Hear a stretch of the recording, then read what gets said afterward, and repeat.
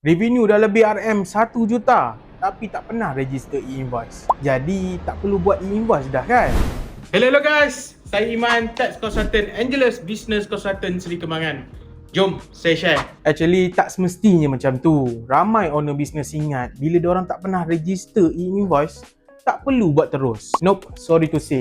Sebenarnya anda kena tengok semula kepada annual turnover atau revenue bisnes anda. Dan bila anda dah tergolong dalam e-invoice implementation timeline.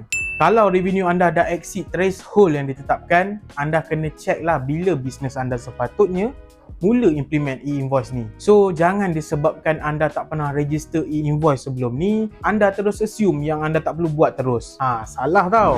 E-invoice ni bukan based on sama ada anda pernah register ataupun tak.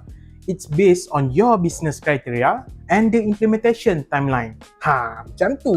Kalau anda tak pasti bisnes anda berada di phase yang mana, better check dulu sebelum nanti kelang kabut bila dah kena implement. Ingat cukai, ingat Angelus. Ciao.